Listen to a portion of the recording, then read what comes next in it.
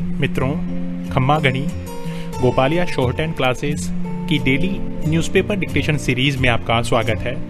आप सभी स्वस्थ होंगे। साथियों, आपको जानकर खुशी होगी कि हमने आज से हिंदी और अंग्रेजी की रोजाना 3 लाइव डिक्टेशन सीरीज शुरू की है, जो प्रातः 8 बजे, दोपहर 3 बजे और शाम 8 बजे ब्रॉडकास्ट की जाती हैं। सायंकालीन हिंदी सीरीज में आज के राजस्थान पत्रिका अंक में प्रकाशित संपादकीय लेख परिवर्तन या विस्थापन ही हमारा भविष्य शीर्षक से लिया गया है।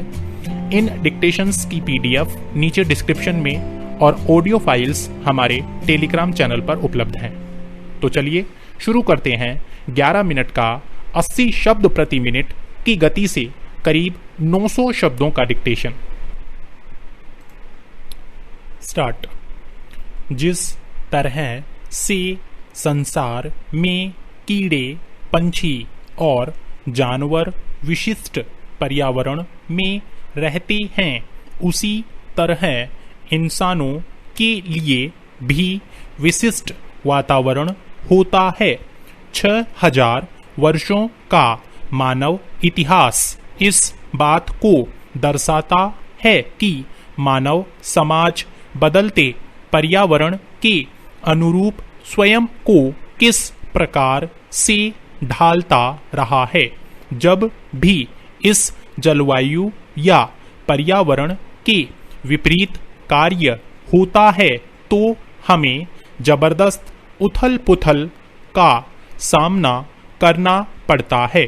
धरती के तापमान में लगातार बढ़ोतरी हो रही है और नए अध्ययन बताते हैं कि वैश्विक तापमान में महज 1.8 डिग्री फ़ारेनहाइट की बढ़ोतरी पर करीब 1 अरब लोगों को या तो खुद को इन परिस्थितियों के अनुरूप ढालना होगा या फिर वैसे स्थान पर विस्थापन के लिए तैयार रहना होगा जो फसल उत्पादन, पशुधन और अन्य कामों के लिए सबसे ज्यादा उपयुक्त होगा।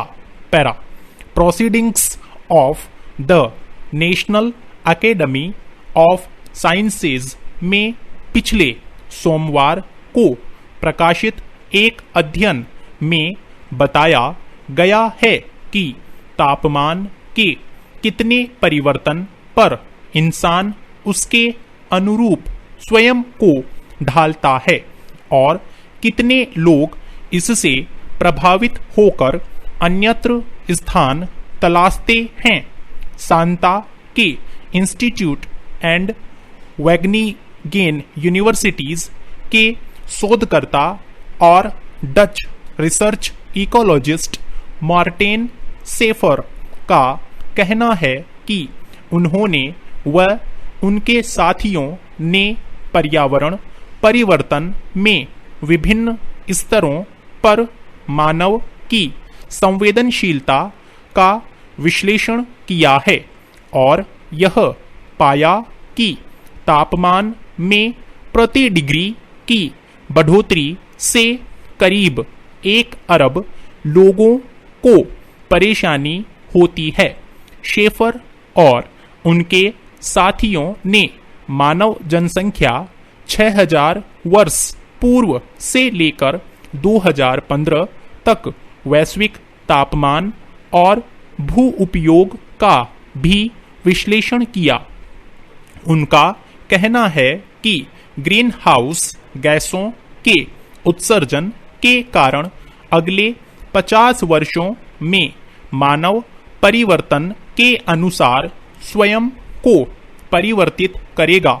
इस तरह 1 से 3 अरब तक की आबादी स्वयं को वर्तमान पर्यावरण से भिन्न पर्यावरण में ढालेगी। पैरा। मानव विज्ञानी पर्यावरण विज्ञानियों के एक समूह के एक सहस्राब्दी के दौरान उन मानव समाज के लिए उच्चतम पर्यावरणीय परिस्थितियों का अध्ययन किया और यह बताया कि किस तरह मानव वैश्विक तापमान में वृद्धि के परिदृश्य में स्वयं को ढालेगा। अध्ययन के मुताबिक मानव समाज के पनपने के लिए श्रेष्ठतम पर्यावरणीय तापमान का वार्षिक औसत 51.8 से 59 डिग्री फ़ारेनहाइट है। उल्लेखनीय है कि वाशिंगटन में औसत वार्षिक तापमान 58.2 डिग्री फ़ारेनहाइट है। अध्ययन में यह भी सामने आया कि तापमान का दूसरा दायरा भारतीय मानसून से प्रभावित होने वाला क्षेत्र है। यह दक्षिण एशिया के अरबों लोगों पर असर डालता है। इस क्षेत्र में सालाना औसत तापमान 68 से 77 डिग्री फ़ारेनहाइट यानी 20 से 25 डिग्री सेल्सियस रहता है। पैरा वाशिंगटन स्टेट यूनिवर्सिटी के एक पुरातत्व विज्ञानी और एक अध्ययन के सह शोधकर्ता टीम कोहलर का कहना है कि तकनीकी प्रगति ने हमें धरती के किसी भी कोने पर ही नहीं, अंतरिक्ष में किसी भी स्थान पर रहना सिखा दिया है। इसके बावजूद हमारी प्राथमिकता तापमान के संकुचित अनुकूल दायरे वाले स्थान पर बसने की रही है। लेकिन पूर्व में जब भी मानव के लिए अनुकूल सर्वश्रेष्ठ तापमान वाली परिस्थितियां दायरे से बाहर हुई है, व्यापक स्तर पर उथल पुथल मची है, पलायन हुआ है, सूखा पड़ा है और फसाद हुए हैं। अध्ययनकर्ता का कहना है कि यही वजह कि हमें आने वाले दशकों के लिए अभी से योजना बनानी चाहिए। पैरा वर्तमान में धरती के 0.8% हिस्से में वार्षिक औसत तापमान 84.2 डिग्री फ़ारेनहाइट से अधिक यानी 29 डिग्री सेल्सियस है। इस तापमान क्षेत्र में ज्यादातर हिस्सा अफ्रीका के सहारा क्षेत्र का आता है। अनुमान है कि तापमान का यह दायरा 2070 तक 19% क्षेत्र तक फैल जाएगा, जिसका असर 3.5 अरब लोगों तक होगा। यह दुनिया के इस क्षेत्र में लोगों ने रहना जारी रखा तब कोई बड़ी समस्या नहीं होने वाली है। अलबत्ता यह धरती पर तेजी से विकसित होने वाला क्षेत्र हो सकता है।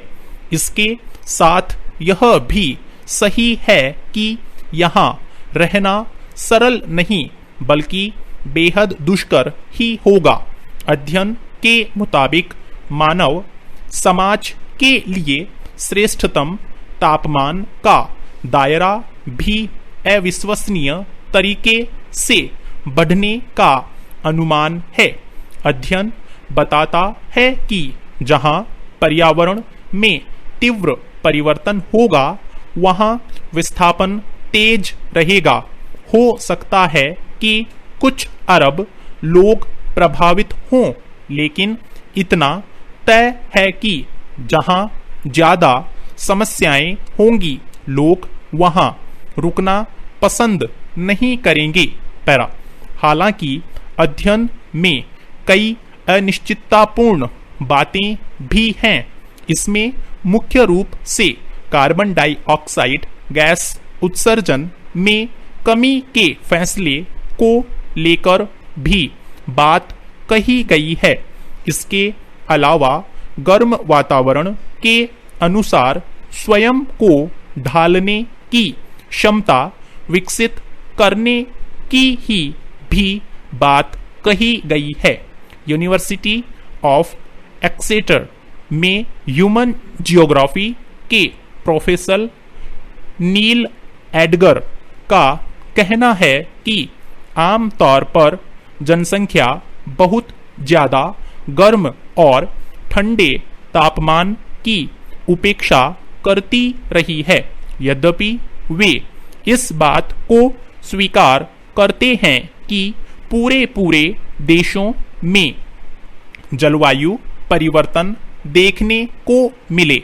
निश्चित तौर पर ऐसा होने से लोगों के लिए परिस्थितियों पर पार पाना कठिन होगा।